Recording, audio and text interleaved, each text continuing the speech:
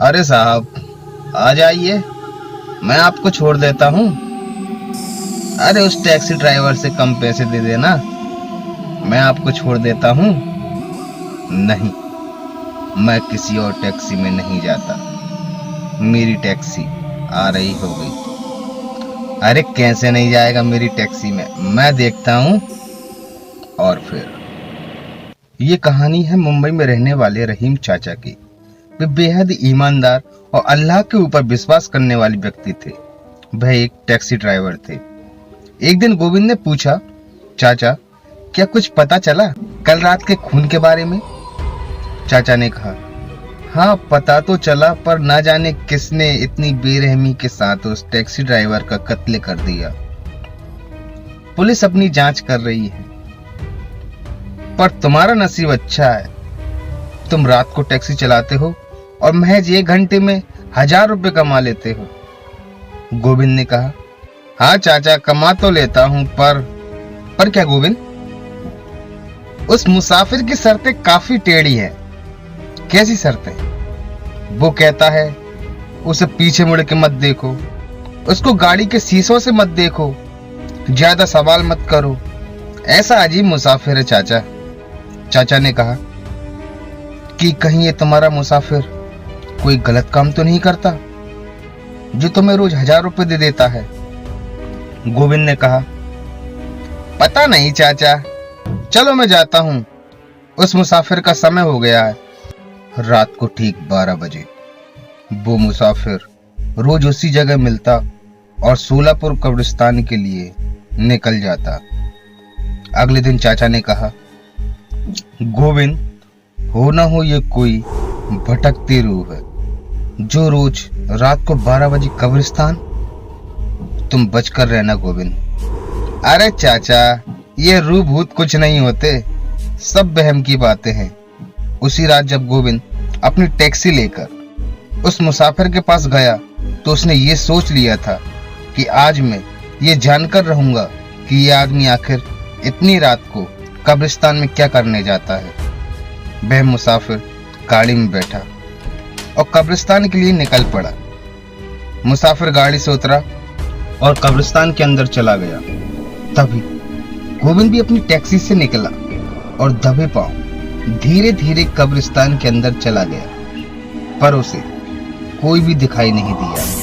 पर जैसे ही वह पीछे मुड़ता है तो उसकी रूह कांप जाती।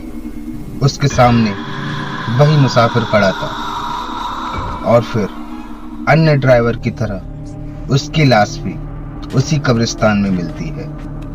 रहीम चाचा को गोविंद की मौत का काफी सदमा लगा, पर उसी रात वह अपनी टैक्सी लेकर उसी मुसाफिर के पास पहुंच गए। रहीम चाचा काफी आर्थिक मंदी से गुजर रहे थे। एक तरफ लड़की की शादी का दहेज इकट्ठा करना और दूसरी तरफ अपने लड़के को एक टैक्सी दिलाना। इसीलिए उन्होंने ये फैसला किया। जैसे ही रहीम चाचा उस मुसाफिर के पास पहुंचे, उन्होंने उस मुसाफिर से कहा, साहब, मुझे गोविंद ने पहले ही सब कुछ बता दिया है और मुझे आपकी सारी शर्तें मंजूर हैं। मैं आपको पीछे मुड़ के नहीं देखूंगा और ना ही शीशे में, और ना ही आपसे कुछ सवाल जवाब करूंगा। इतना सुनकर वो मुसाफिर टैक्सी में बैठ जाता है और इस बार वो 1000 नहीं बल्कि 2000 रुपए रहीम चाचा को देता है। रहीम चाचा काफी खुश हो जाते हैं और अब वह हर रोज रात 12 बजे जाते हैं और 2000 रुपए लेकर आते हैं। और अब अपनी लड़की के दहेज के लिए भी पैसे इकट्ठे हो गए थे। उनकी लड़की का निकाह पक्का हो जाता है। रहीम चाचा काफी खुश होते हैं और इतनी खुशी के बाद अचानक उन्हें हार्ट अटैक आ जाता है और वह काफी बीमार हो जाते हैं। पर रात को उन्हें उस मुसाफिर के पास तो जाना था, इसीलिए वह अपने टैक्सी ड्राइवर की ड्रेस पहन लेते हैं। पर उनकी लड़की और लड़का बहुत समझाते हैं कि अब्बू, आपकी तबीयत बहुत खराब है, आपका जाना ठीक नहीं है। पर चाचा नहीं मानते। पर चाचा का लड़का कहता है कि अगर जाना इतना ही जरूरी है तो मैं चला जाता हूँ। पर चाचा कहते हैं, नहीं, तुम नहीं जा सकते। वो मुसाफिर पता नहीं क्या है, उसकी अजीब सी शर्तें हैं। लड़के ने कहा, मुझे सब पता है, दीदी ने मुझे सब बता दिया था। इसके बाद चाचा मान जाते हैं, पर एक बात कहते हैं, उसे पीछे मुड़ के मत देखना, उसे पीछे मुड़ के मत देखना। इसके बाद जुबेर टैक्सी लेकर उस मुसाफिर के पास पहुंच जाता है। रात के ठीक 12 बजे थे। वह उस मुसाफिर से कहता है, आज मेरे अब्बू की तबीयत बेहद ज्यादा खराब है, इसीलिए मैं आज आपको कब्रिस्तान छोड़ दूंगा और मुझे आपकी सारी शर्तें मंजूर हैं। वो मुसाफिर टैक्सी में बैठ जाता है। जैसे ही वह पैसे देता है, जुबेर कहता है, नहीं, हो ना हो ये कोई भटकती रूह है।